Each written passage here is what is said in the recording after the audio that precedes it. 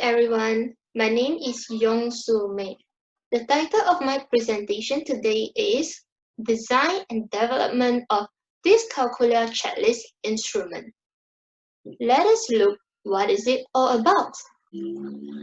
Introduction.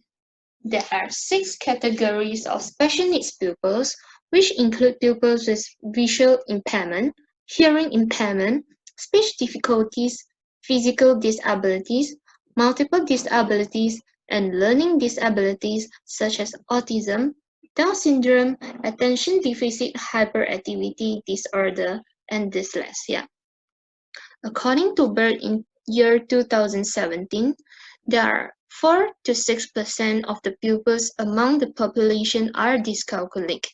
According to May and Ahmad in year 2018, many pupils find mathematics as a difficult subject, especially dyscalculic pupils.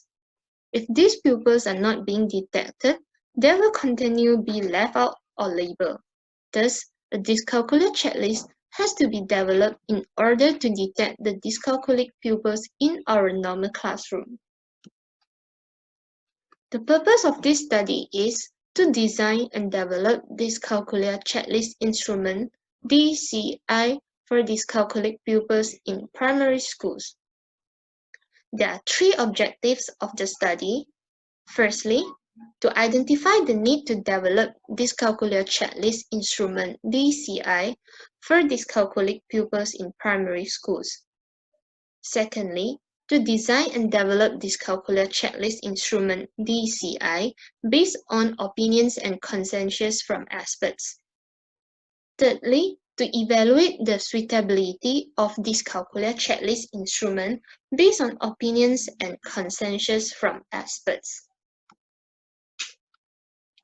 The methodology applied in this study is Design and Development Research (DDR). There are 3 phases in DDR. Phase 1 needs analysis, Phase 2 design and development, Phase 3 evaluation. Phase 1 needs analysis. Firstly, the researcher will identify the goal. The goal in this phase is to determine the needs to design and develop DCI for dyscalculic pupils in primary schools. Next, the researcher will collect and analyze the information based on the literature.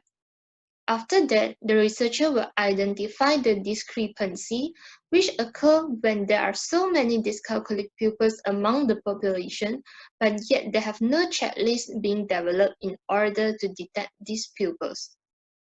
The needs analysis survey will involve 90 teachers and 90 parents. The researcher will apply purposive sampling method in selecting the participants. Table 2 shows the sample involved in needs analysis survey. There are 30 teachers and 30 parents from SK, SJKC, and SJKT respectively.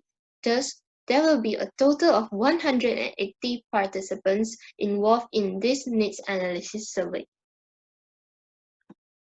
During Phase 2, Design and Development, the researcher will build the items in the checklist based on literature reviews. Fuzzy Delphi method will be carried out in this phase.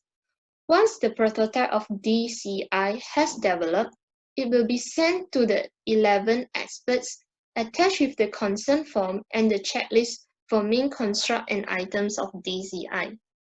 The inclusion criteria for experts are have more than 5 years experience in the expert field, has done publication or research in this area, have more than 5 years experience in teaching mathematics, remedial education, or special education.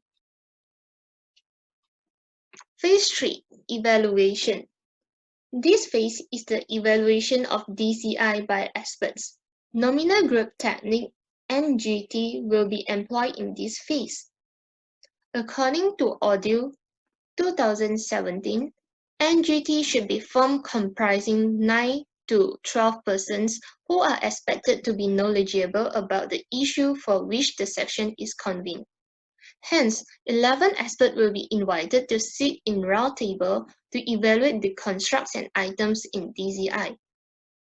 The inclusion criteria of experts are the same as Phase 2, which are have more than 5 years experience in the expert field, had done publication or research in his area, have more than 5 years experience in teaching mathematics, remedial education, or special education. 5 instruments to be used in this study are Needs Analysis Questionnaire for teachers, Needs Analysis Questionnaire for parents, Content Validity Questionnaire for needs analysis, Checklist for Fuzzy Delphi Method FDM, and Checklist for Nominal Group Technique NGT. Before the research is being carried out, the researcher will apply for the ethical approval from UPSI. After that, the letters of transmitter requesting official permission from Ministry of Education Malaysia, KPM, State Education Departments, JPN, and District Education Officers, PPD, will be obtained. Then, the researcher will distribute 180 needs analysis questionnaires to 90 teachers and 90 parents in SK, SJKC, and SJKT. After the data is being analyzed, Fuzzy Delphi method will be administered. Next, nominal group technique will be carried out during the evaluation phase. Data analysis procedures. During phase 1, the data will be analyzed by using descriptive and inferential statistics. The descriptive statistic in this study includes percentages and means, whereas inferential statistics in this study are t-test and ANOVA. During phase 2, 2 important terms must be understood in Fuzzy Delphi method are triangular fuzzy number and defuzzification process.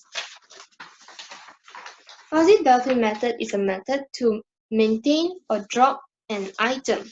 The item will be maintained if it meets 2 conditions. The value of D threshold of the item is equal to or less than 0.2, and the percentage of agreement among experts is equal to or exceeds 75%. For phase 3, there are many ways of data interpretation for the score of NGT. The acceptance range of score that will be applied in this study is 70% and above. In other words, if an item achieves the score of more than 70%, the item will be accepted. In contrast, if an item obtains the score less than 70%, the item may be rejected. Discussion and conclusion. As a summary, dyscalculic pupils needs to be detected because every pupil should be given the chance to learn according to their needs and abilities. If they are not being detected, they will face problems if they continue to learn in the same classroom with the mainstream pupils. Hence, in these studies, the researcher will design and develop dyscalculia checklist instrument BCI for dyscalculic pupils in primary school. Last but not least, this research is to be able to contribute to the field of knowledge and bring benefits to many people.